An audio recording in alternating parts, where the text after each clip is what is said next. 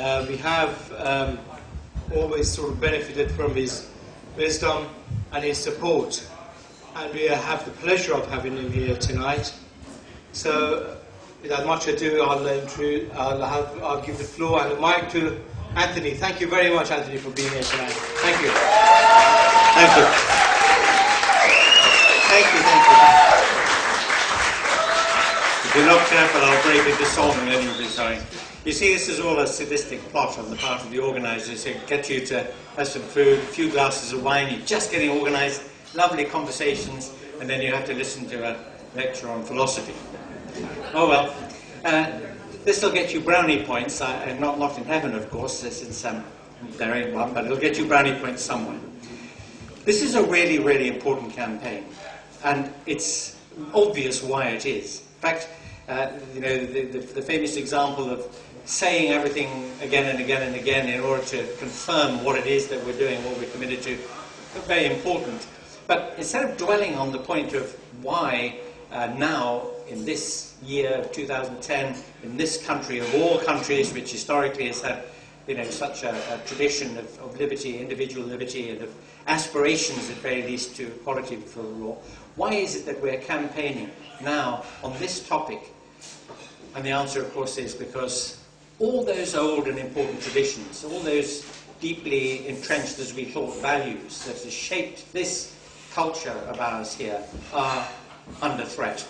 And the people who are facing that threat are not, you know, the majority population, but those, many of them, who have come here in order to share our way of tolerance, our way of life, and our way of allowing one another to get on with our lives safely and comfortably. So I thought what I would do is just talk very, very briefly indeed about the deep roots of why it matters that there should be one law for all. I mean, I know you know that the principle is just so obvious that it's a pain in the neck to have to be campaigning about it. But those deep roots, well, it helps to understand them. And there's an interesting story that's involved with it, going all the way back to the thing that we mentioned reflexively when we talk about our liberties in this country, and that's Magna Carta. And of course, people don't realise, or a little apt to forget, that Magna Carta wasn't really about the majority of the population. It was about the relationships between the barons and the king. It was about the barons asserting their rights as peers of the king against the prerogatives of the crown. But sort of by mistake, two things crept into the Magna Carta which had an extraordinary effect on this country for a very long time. For a very long time made it the freest country in Europe.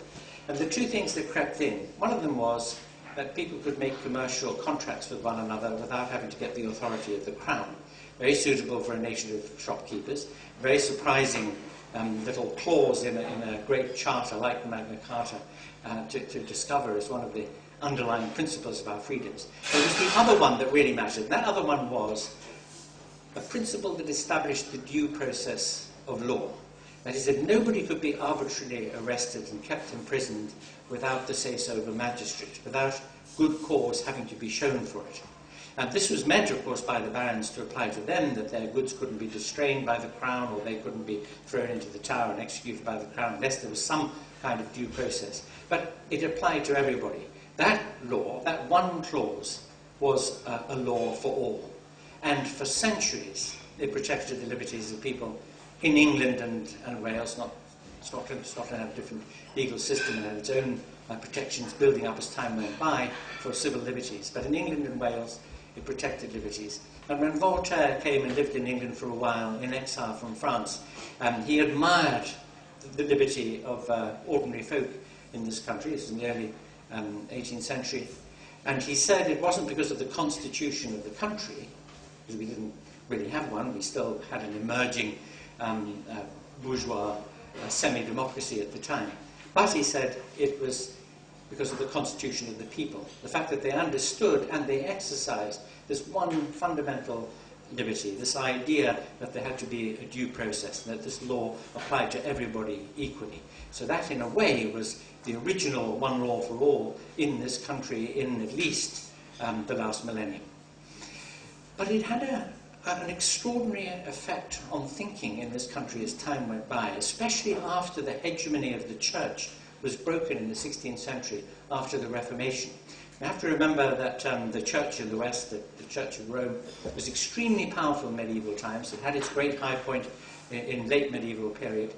And during the time when it persuaded people that this world of ours was a vale of tears, you had to just hang on, survive somehow. If you managed to save yourself from the snares and thorns of sin, and the devil and his agents couldn't get you and drag you down to hell, then you would get into a happy posthumous dispensation, perhaps singing hymns for the rest of eternity, or whatever it is that people imagine happens in heaven. But this world, the world before death, was a very, very dangerous place. The average kind of literature that was published about what human experience could expect to be like in this world was called contemptus mundi literature, contempt of the world. And the most graphic illustrations of this are to be found in those huge murals and altarpieces that you can see in the Altar Pinakothek in Munich, which has the world's greatest collection of medieval church paintings. And contrast that with the Renaissance, with the landscapes, the still lives, the paintings of picnics in the countryside, with the enjoyment of music, with portraits of ordinary people, with a sudden shift in attention away from a sense of danger in this world to a sense of beauty and possibility in this world.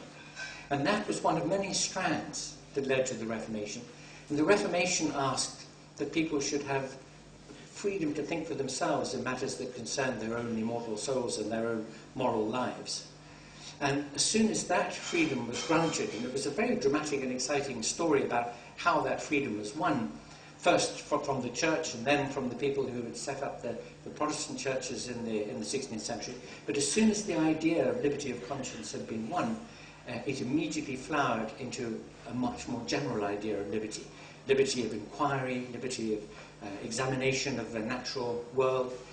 People who had begun to think for themselves started to ask questions about why they were the possession of a monarch and inherited by the monarch's eldest child.